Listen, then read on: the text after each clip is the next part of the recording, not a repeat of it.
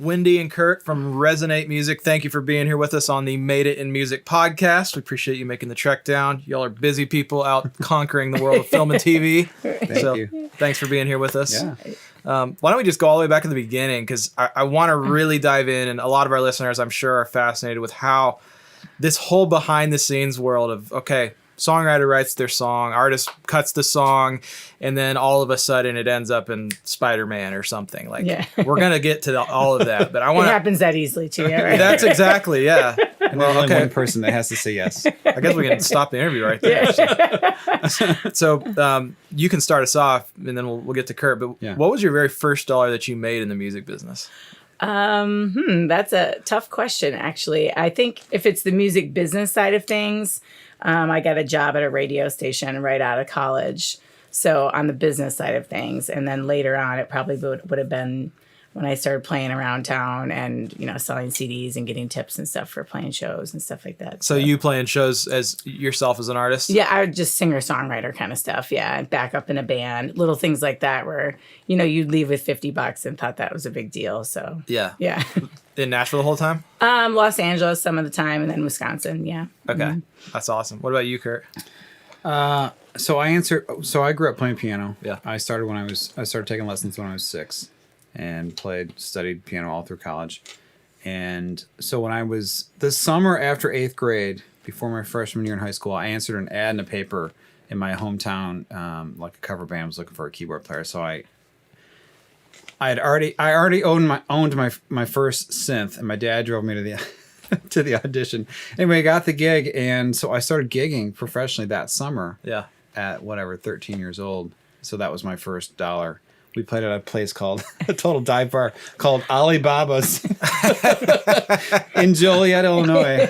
I love it. And the stage was as big as this carpet, and that was my first dollar. I think as a musician. Sure. At 13, yeah. So you guys both kind of got into it like wanting to be on the creative side, not necessarily maybe on the business side. Am I hearing that right? Yeah, I mean, for me, growing up, I always just figured, well, I'm going to be a touring musician and be a rock star. Sure. But things expanded from there. Thankfully, I still play it. I love it. But sure. Yeah, I got into it from the player's perspective. So, and I think I'm the same way. I mean, for me, I grew up performing. I was a competitive figure skater, and I was hold on a second. Yeah. You just that's not a detail. You just glance. Right. I think I was always very drawn to choreography and music, and at a very young age. And so for me, I kind of, I loved performing for sure. And so my love for music kind of just like grew from that. And so the desire to want to explore writing and then, pick up guitar. I mean, I don't read music. I never have, but I picked up a guitar when I was like 24, and I was just hell-bent on learning how to play at least rhythm guitar. Yeah. It was very difficult, picking that up at 24, but I did it. I was able to accompany myself when I played shows and stuff. So, have you ever combined those passions, competitive figure skating? Maybe we could start a side business. I don't know. That's an Olympic thing. They have skiing and shooting. Yeah, so right, exactly. They have skating and guitar. I will say when I competed from like 9 until I was 17. And I never really loved the slow music. I always liked very fast, very energetic, driving music. So I guess I didn't always fit the typical like figure skating mode at that time. But yeah, I was definitely drawn to more of the performance and the creative side of music for sure. So are you naturally a super competitive person? Not really. Like my brother and sister are super competitive, and everyone's competitive with each other in my family. I'm very competitive with myself, actually. So I've always found it like when I feel like I'm starting to compete against others, there's kind of like a feeling that I get that I don't like. It's an internal thing. So I think I shift the focus on like, how can I do my best? So it's kind of a focus thing for me. And once I take the focus off of like competing and I just focus on what my goals are, I think it helps me. So maybe not naturally competitive. I think I've had to train myself how to like block it out and put the blinders on. Sure. Yeah. But I imagine that has helped in the music business though, having that Yeah. Because it's not, we always talk on the show and really in our culture try to make it more of a spirit of collaboration than competition. Yes. Exactly. I like that better. Yeah. But a little competition does exist, and you want to be making doing the best in your field. So Yeah. I have to think that's spilled over. So, and obviously you guys are killing it right now. Can you talk about the journey between that first gig in Joliet and your first dollar that you made, and when you were able to actually go full time and jump into the music business? I feel really fortunate in that I never had a huge gap where I wasn't doing music. I went through, I studied music in college. I had a period of maybe about a year, maybe 9 months after grad school that I was really not doing what I wanted to do, but I was still doing music. I was actually playing piano in a lounge in a hotel at night. And that was my first sort of, gig, but that wasn't obviously what I wanted to do. I mean, I was using my gift and my skills. So at least, I wasn't working during the day. I had my time to send out, demo tapes and stuff. But I was, at that point I was pursuing writing, for advertising. So I was up in Chicago. Fast forward to me moving to Nashville, doing more writing down here, production, getting connected with a music house in Nashville here that did music for advertising, which is actually where I met Wendy. So that's the fast forward to, go from playing, basically being a keyboard guy, to writing, and then getting in, us starting the licensing thing together, and then doing, half on the business side and then half still writing and being creative and producing. And can you talk about just the start of that? I mean, how do you go from wanting to do it to actually doing it? Like getting that first gig working for an advertising agency, or was it a publishing deal, or how did you do that? Just networking. I mean, in Nashville, I met a guy that had a company that did music for advertising. So I just began writing for him, and that led to me becoming a creative director there, and basically being ingrained in that world for quite a long time. So sure. And can you go a little more granular on it too? Like, what were you doing? Are they sending you here's a brief, here's yes. A lot of people listening maybe don't even quite know what a brief is, or right. what can you explain that a little bit? Sure. So sometimes if you're lucky, you'll get a rough cut of a video clip that you'll be writing music to for the commercial. A lot of times it's storyboards, which are just handwritten. For people that don't know, it's just this is going to happen for 5 seconds, and then this happens, and it's just on one sheet. Pictures. Yeah. So you get your rough timings before they actually, because they need that before they shoot the spot. So a lot of times you're just writing to that. Sure. They'll give you a storyboard. They'll give you a reference track. We like the energy of this. This is guitar driven, blah, blah, blah. That kind of thing creatively. So you've got guardrails, which is important. And actually moving into, what we do with the licensing, it's always good. We always have guardrails with how we work. Sure. But so for the advertising thing, for sure, you're operating in this, sort of, there's a target. Yeah. It's good. So I want to hop over to you real quick. What was your journey between that first, the first dollar and going full time? My journey was not quite like Kurt's. I feel like I was chugging down the highway, wayside, back on the highway, wayside. I tried a lot of things, and I sometimes look back and think I wish I wouldn't have done that. I wish I would have just kept going on this thing. But I think that all those side, road stops essentially are what propelled me to get to the place. So I now I have a different perspective on it, but getting my start in radio, and then, starry-eyed, I'm going to move to California and study acting and play in a band and do all that kind of good stuff, which I did. I learned a lot about diving into story when I was studying acting in LA. And I think that's where my desire to start writing music really is where it kind of bit me. I started singing back up in a band, and I had a really good friend, and we started writing songs. And I think that that's where I really started to explore this like storytelling thing. But my path is really unique in the sense that I was always kind of trying to financially provide for myself to keep moving forward, to develop skills in music, to see where that would take me, essentially.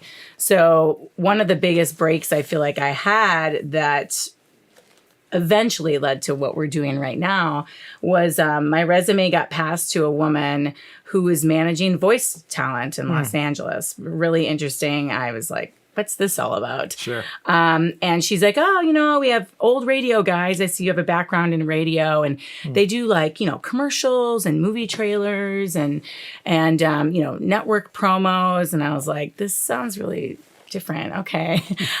She's like, but I think with your background, I think it would be really interesting to meet with you. And one thing led to another, and I ended up working for her for quite a long time, actually. It was there where I kind of fell in love with film and television marketing.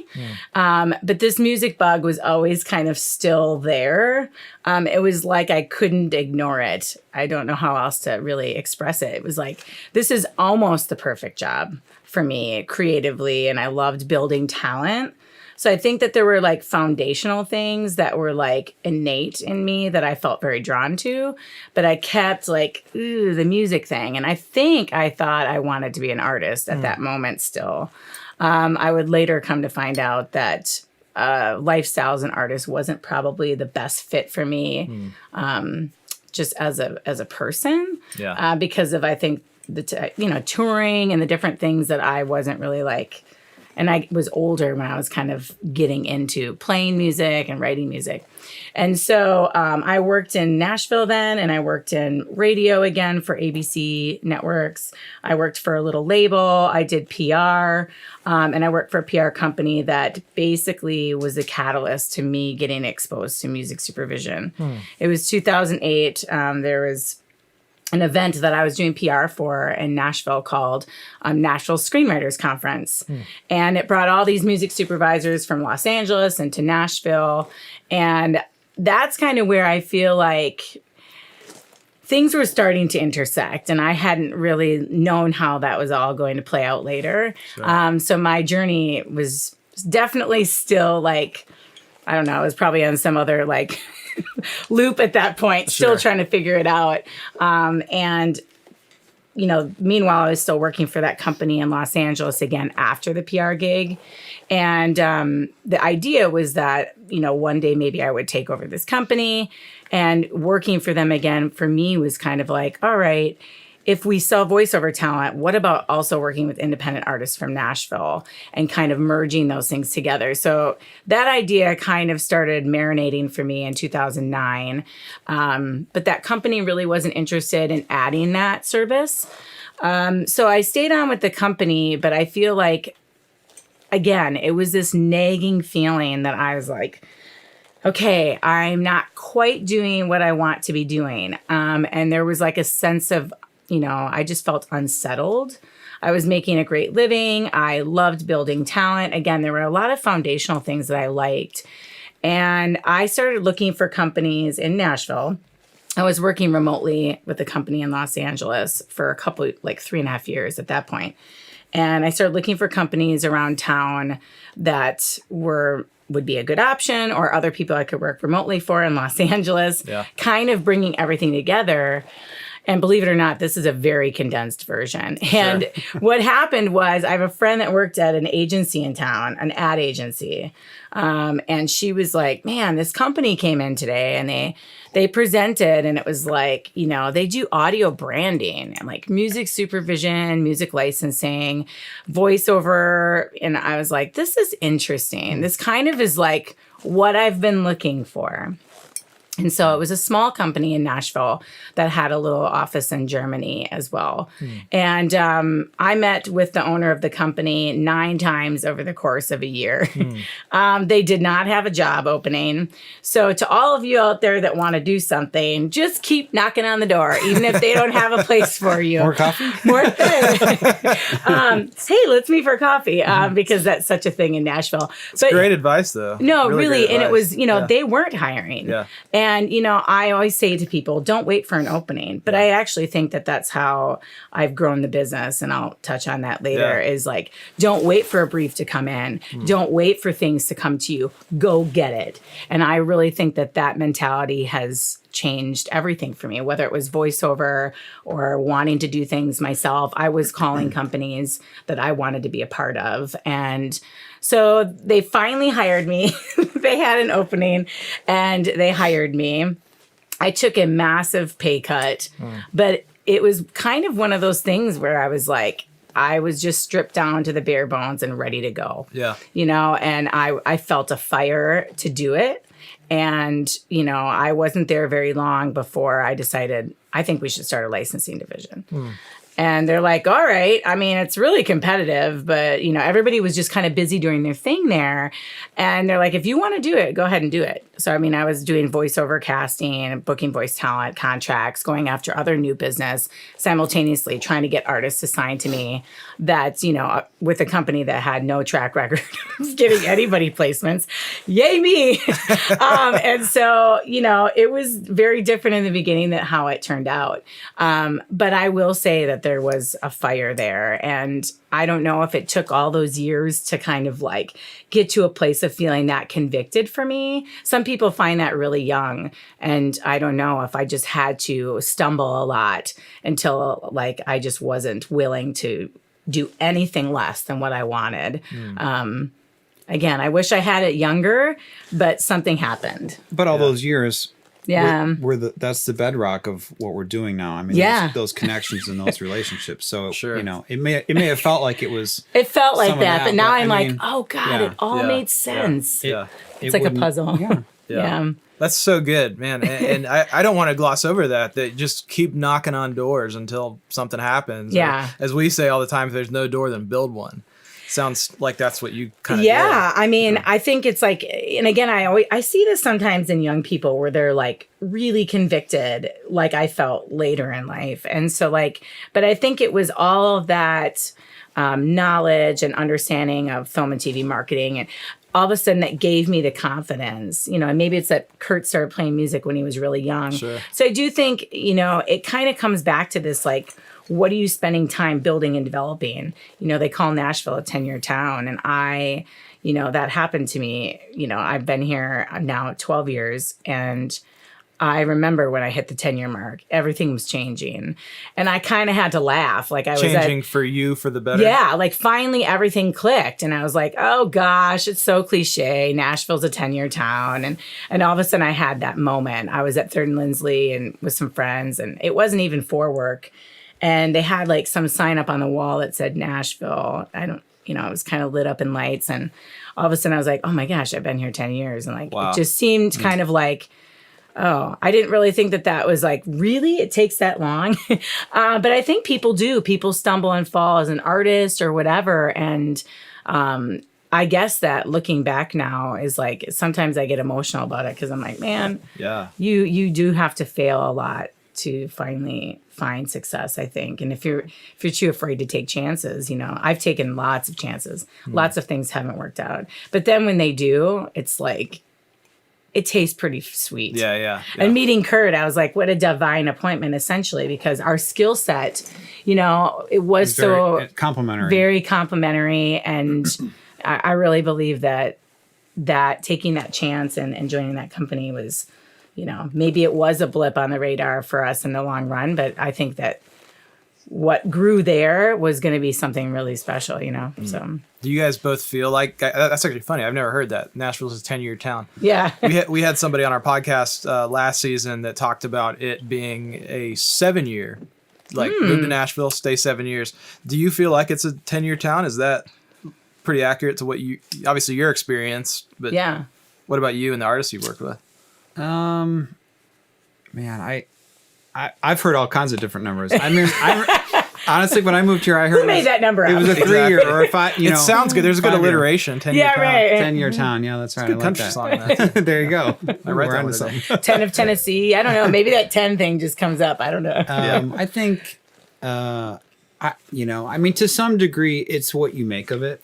I Yeah. mean, sure, you have to put in some time, but once once you get, it's just connecting the dots, and Yeah. then that momentum builds, and then it becomes a lot easier. Sure. Yeah, that's so good. So a lot of times on our podcast, we'll have artists on, and we're talking about their stories and how they're getting heard. It's just, I always love getting to hear from people behind the scenes, and I know our people watching and listening do as well, because you guys are instrumental in helping people discover new artists and new music. And, somebody sees a commercial on TV and it says in the bottom left hand, there's Sam Tenez with whatever song. Yeah, right. Can you talk a little bit about that and what it is that you do and how you are helping artists be discovered on a big level? Do you want to go first? Yeah, I think, when we first started out, we were just trying to gather as much music as we could, and people were, hey, here's my EP I just finished, and maybe you guys, can you pitch it? We found that doesn't really work, as well as us working strategically. If you bring us your EP, odds are, maybe you've thought about sync, but maybe you haven't. And if you haven't, then it's probably going to be pretty tough because the songs aren't going to do what we need them to do for marketing. And so, having written for so much in the advertising world, and Wendy's worked on the marketing side, we have a good grip on kind of what works and why does it work, and messaging is super important. Sure. As well as the music needs to do X, Y, Z for these kinds of applications. Just like if you're writing a country song, you're going to know it's going to have to do this because we're working in country, or pop's going to need to do this, right? So sync is its own thing, just like any other genre, So I think what is working is us knowing the market well and having clients that say, hey, if I had stuff like this, it's working because it's doing this. And you're like, okay, it's not Connect dots. Yeah. So at some level it's actually pretty simple, although, getting it right is, and then jumping through all the hoops and trailer is impossible. There's just so many, landing a song into a big campaign is difficult. Sure. There's a lot of people that have to say yes, but in terms of us, hedging our bets creatively and working with artists, that's why we win, because we're giving them direction. Yeah. I'm not just saying, I'm not going to set you up with the right, just go write something, it's going to be like, I need you to do this. It needs to be this style. Messaging can be along these lines. We're going after this type of thing. Sure. Or we know that this trailer house does a lot of horror films. Sure. So let's dial in on that, Sure. Yeah. So it's, again, like she said, it's not waiting for a brief. It's knowing this shop does these kinds of movies, trailers, and this shop works on these kinds of projects, which typically use this kind of music. So, and then you connect the dots with the right brand. Sure. Yeah. You're like, if they're using very up-tempo, happy, positive, boom, boom, party music, you're like, okay, who's doing that we work with? Okay. And then you say, all right, let's get more of that for this client. Yeah. So a lot of times it's not, I think back in the day when people started writing for sync, just to add to what you're saying, is that, we're really looking at what brands exist already, what artist is already doing that, and helping them steer that ship with their brand already. Not trying to create something different or new, but trying to develop more content in a particular brand lane that's going to sell well to a particular client. Because I want stuff released. I want stuff to go. I want it to be part of an artist project that they're really pushing. And so not just whimsical, let's write a song that just sits in our, Right. And as much as we pitches. are a licensing company, which we are, and that's what we do. We're also essentially acting as A&R and publishing. Yeah. Connecting writers and producers, setting those up, giving them direction, weighing in on it creatively, helping the process helping it get across the finish line in a place where we know it needs to be quality wise and, messaging and performance and, within that artist's sound, Sure. So it's that perfect bullseye of, it's going to work for sync, but they could potentially release this. Well, it's become such a buzzword, I feel like, in Nashville and probably other places too, and just rightfully so as a result of things changing in the business. Mechanicals are going away. Yeah. Right. Which you guys may have more insight on this, but I know they just were bragging about how they raised the mechanical rate in Congress or something, but I'm like, does that even affect anything? Like, if that's going to disappear in 2 years, like, woohoo! Cool. Short-term party is what you call that. Exactly. I don't know. I haven't seen that really affect anybody yet. I mean, there's some other really cool stuff that streaming platforms are integrating, you know, where it's like songwriter credit or remixers getting the same type of play counts that are coming from other artist pages and things like Which that. is fantastic. That's fantastic. And I love it. But yeah, I mean, for me, I haven't seen it too much yet. I don't know if that's really going to be a game changer. Yeah. But it's exciting to see that they're, you know, trying to make some changes. And I think as the music business continues to, you know, unravel and rebuild, essentially, I think that you'll see. I just think the music business is changing dramatically. Sure. And what we have known to be standard or par for the course, I think is going to continue to unravel over the next several years. I mean, the way publishing works is changing. A lot of publishers are really taking masters because, you know, master is king right now. Will that change in the future? Can you stop right there? Because there's a lot of people that, I mean, there's this whole curse of knowledge. We work in this every day. There's these terms. What do you mean by that? Master is king? Because that's really important concept for people to understand. Yeah, I mean, I think we hear a lot of that right now. And I think that the reason being is that, you know, the model has shifted. You know, what was once terrestrial radio, and I got my start in terrestrial radio, you know, and how publishers were paid from that and how they functioned, you know, collectively with PROs. And now you're looking at streaming platforms, which essentially are also partly owned by labels. We've seen a bait and switch, essentially. You know, now it's all of a sudden, you know, who owns the master is really the one that's collecting any of the streaming money. And just so everyone knows, the master is the sound recording. The publishing are the people who wrote the song. Correct. Yes. That is for your... And that's good for people listening and watching. Because most of the time, songwriters have not participated in the master side. Correct. And which is so the inequality with Spotify paying out. Where it is. The master owners make more than the publishing and the writers. Way more. It's not even comparable. Yeah. And if you have a major label deal or a label deal, you know, depending on what your deal structure is with your label, you may not be seeing any of the streaming revenue, of course, right? You know, against advances or recoupment or any of that. But if you're an independent artist and you know how to work Spotify, I've seen that, you know, I have one management client and I've seen streaming, not just on Spotify, but through YouTube and other platforms, change everything for us. But you can't just slap it up there and think, you know, oh, great, I put it up through whatever online and they put my songs out there and hopefully it gets picked up by a big list. If you know how to work it and to market it through social media and digital media marketing, perhaps, you might start to get more of those looks and get picked up on lists, and every million streams equates dollars. Yeah. And, you know, all the money, the ad revenue on YouTube can become quite lucrative. And I've seen this in my approach with Circina. It's a piece of the pie, you know. The streaming is an income stream, you know, sync can just be like income sync. stream, you know, it's not going to be, I think the days of it just being, oh, you're going to sell 1 million records and you're going to make, you know, all this money. Sure. Yeah. You know, that we've moved on from that. Yeah. Well, that's where sync has become the buzzword is, okay, let's get together and write for sync. Most people don't even know what that means, though. They do it completely backwards. And exactly like you said, we're like, oh, let's just make an EP and this sounds whimsical. And yeah, sure. Like what are some things that people do wrong and things that people could do better to set themselves up to win? I'd love to take that because Kurt kind of touched on it a little bit ago when we talk about like it's the perfect intersection, like X marks the spot, right?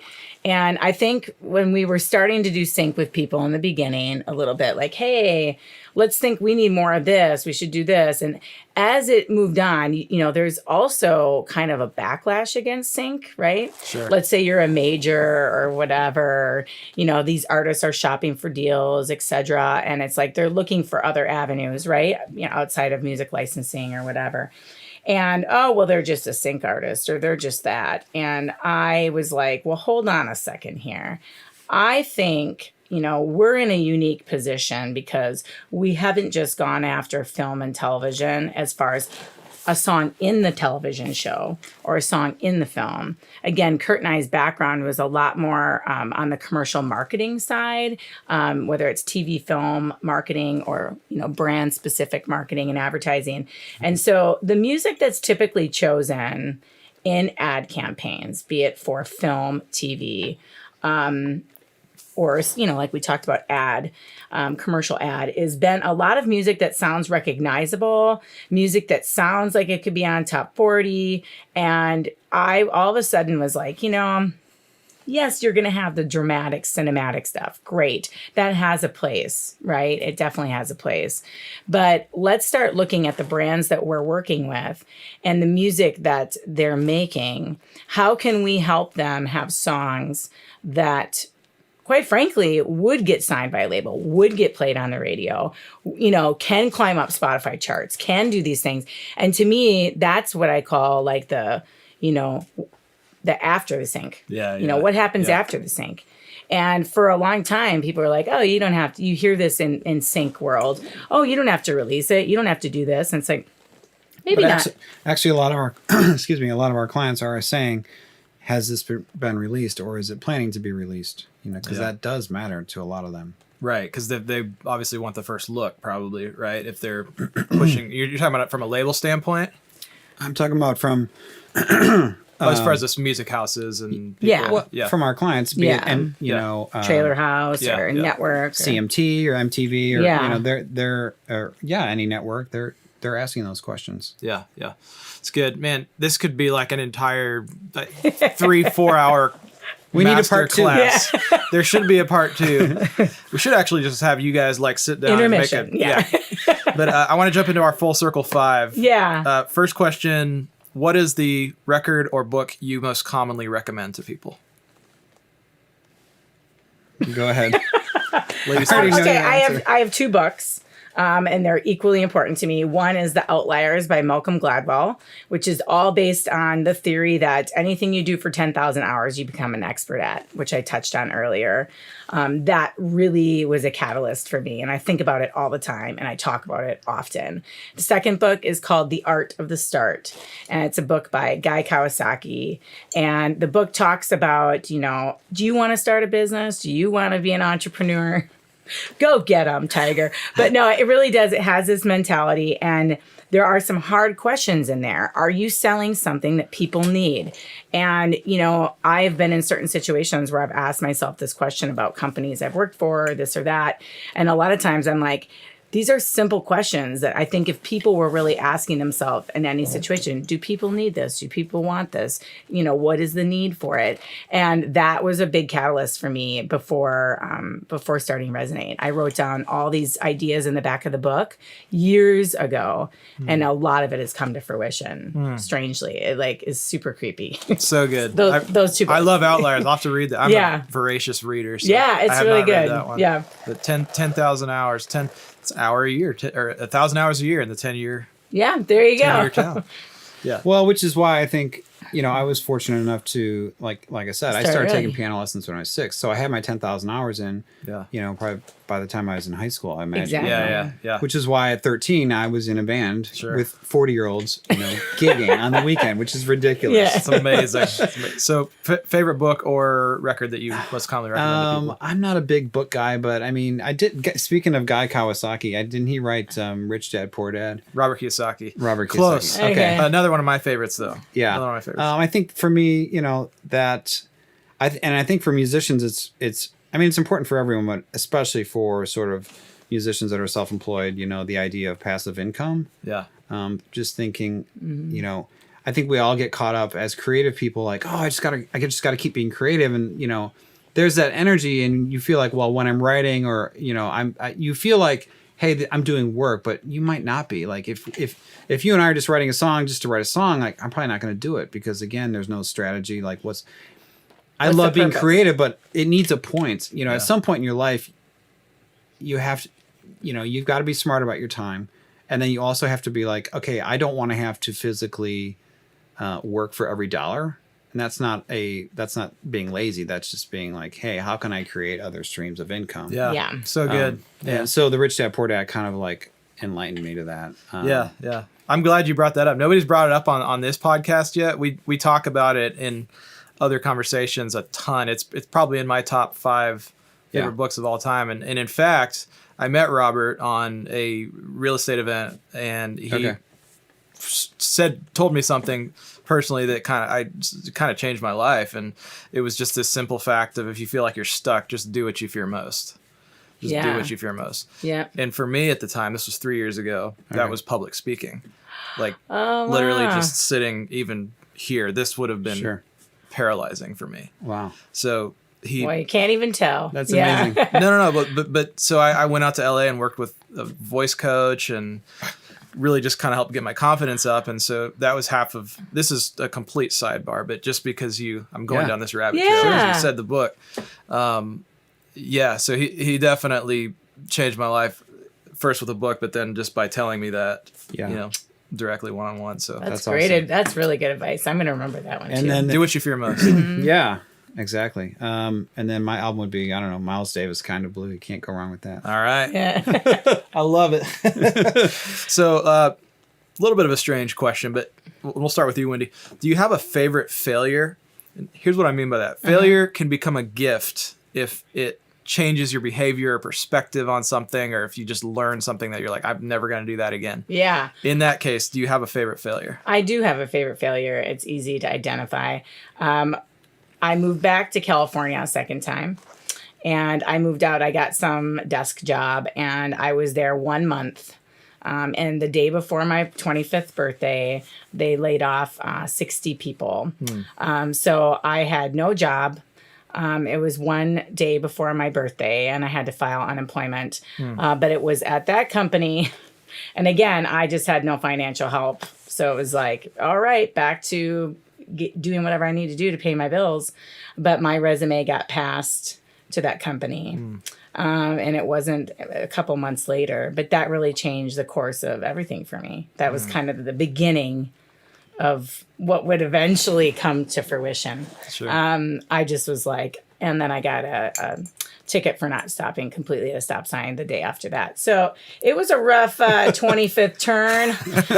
But it stands out to me. Yeah, it's good. For sure. It's good. What about you, Kurt? Favorite failure? Favorite failure, man. Mine's more on a personal level, not necessarily on a business level, but, It's a safe place. Yeah. So I was in grad school at the University of Miami, and we had a class on Tuesday nights called, just Tuesday Night Rhythm Section, where we had to write charts for, bass drums and 2 guitars, essentially. And so those charts would get recorded. So I was entrusted with bringing the machine from one building out of our essentially MIDI lab into this other building where we would have this class on Tuesday nights. And then I was to take that, it was, I'm dating myself, but it was a reel-to-reel machine that we were tracking to. I was supposed to take that home after the class because it was a night class. So it went from 7 to 10. I would take it home at night, and then the next morning I'd bring it back to school and I'd set it back up and rewire it, and so we could use it during the week. And so this was early on. I had only been in the program maybe a few weeks, and the class got over. I had the thing in my car, and we were all like, hey, let's go out. Let's go down, have drinks down, in Coconut Grove in Miami. So I literally only lived a mile from campus, but instead of going home and dropping the machine off, I just kept it in my car, which was a hatchback with a huge window in the back. Oh, no. And I drove down to this to these bars and this fun area, and we all went out and had drinks. And when I came back, the window was smashed and the thing was gone. Oh, man. And I had to go the next morning and tell the guy, the head of my program, that this machine had been stolen out of my car. And because I had gone down to the Coconut Grove and I didn't take it home. Oh, and I felt horrible. And he said to me, he's like, something is wrong with the way that you're thinking. I remember him saying that. And, the lesson for me was I was just I was too trusting. I wasn't, aware enough to think like, this is a bad idea. This isn't my property that I don't own. They've entrusted me with this, and I need to be responsible. And I was not responsible. Yeah. And I ended up buying the school a new unit. Yeah. Because I just felt like, insurance didn't cover it because it was off campus, and they're like, sorry, if it had been stolen out of campus. Yeah. But anyway, so that was my major life lesson. Like, hey, wake the freak up, like this, don't be dumb. Something is wrong with the way that you're thinking. Yeah. That's just sounds like Office Space. Yeah, right. Amazing. Okay. So before you dove fully in to, take the leap off the cliff, go full time into music, what was the number one thing that kind of held you back from that? If you can identify. I feel like just not belief in myself enough. I think that, and the confidence. And I think that can only come from trying and failing and trying and failing. So, that's it. I mean, it's that simple. Knowledge and confidence, really, those two things. And the only way to get them is to just start doing. Yeah. Totally. Yeah. It's good. Yeah. Do you have something similar that you can kind of pinpoint where you jumped fully in? I think I was always fully in.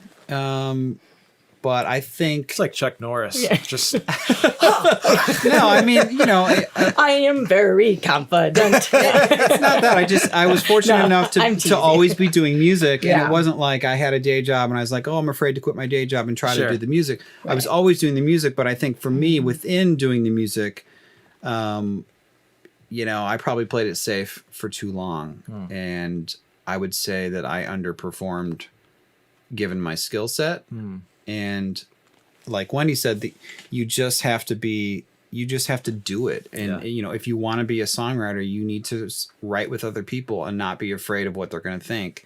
Yeah, that's huge. You can spend all your life in the practice room, but at some point you got to get out and you've got a gig and you've got to play with other musicians, and you have to be afraid to, do what you feel. You have to be. Totally. We're doing a sign. Don't be afraid to suck, or dare to suck. Dare to suck. I mean, it's so true. And so it's just taking that step and then getting that confidence, and then the next step, and then farther and farther. And pretty soon, you're doing things that you look back on and you think, man, if I had, if my 20-year-old self would know that when I'm here, I'm going to be doing this and I'm not even going to be nervous about it, I would have been, no way. Me too, I can't play. Holy cow. I can't play in front of 20,000 people in an arena. I'm afraid I'm going to play a wrong note, and then you get to do it and you're like, this is great. And I'm fun. I'm prepared, and prepared. Preparation meets opportunity, right? Yeah. So it's like, So good. So if you can, this may be a hard question to answer since you guys are just absolutely killing it right now.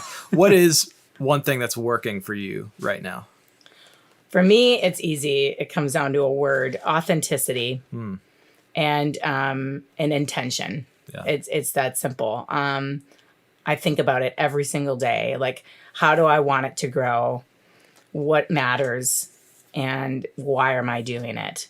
Because there's plenty of days that I feel like I take it on the chin over and over. And, I go home frustrated some days, and some days I go home like literally wanting to scream, hallelujah. I do. And so I think it's like I have to think about it every single day.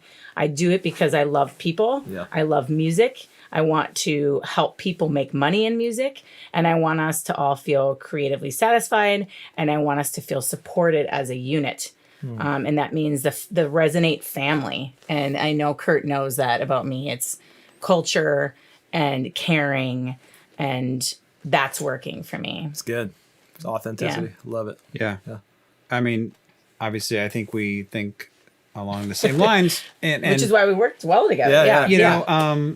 Again, I come back to this, I wrote with a guy not too long ago, and it was the first time I had written with him.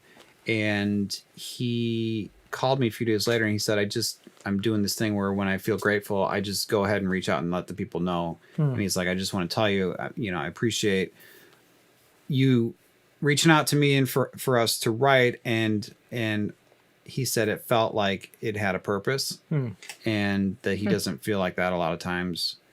And so when I think of I mean, myself as a writer, but everybody else that we're working with, it's like,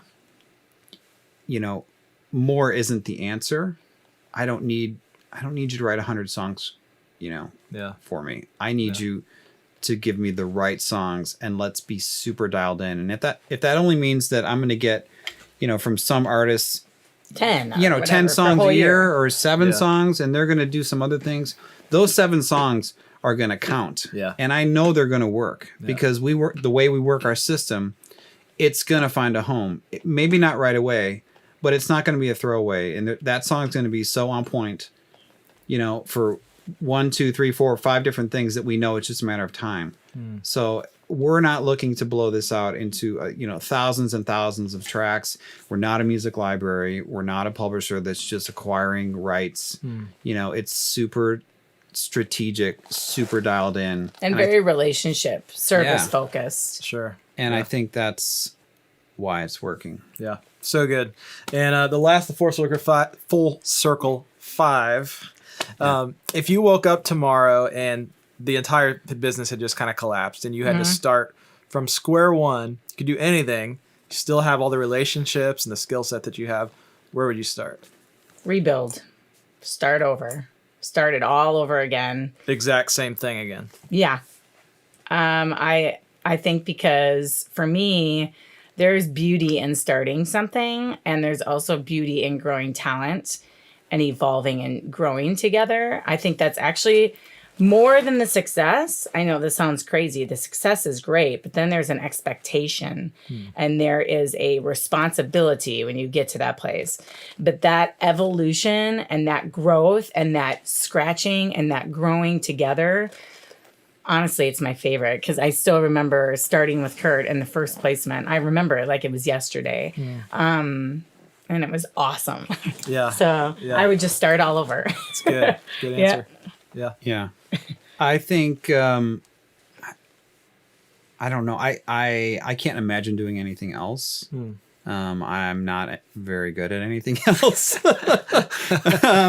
So, I don't know. I mean, there's never been a plan B, but if it all, unraveled, I think I always want to be creative. So I would still be creative in some form or fashion, even if it wasn't writing. But I've really enjoyed, helping other people create and help steer the ship and give feedback and speak into what they're working on. And everyone's been really receptive to us kind of helping them along the way and giving them an outside ear and another perspective.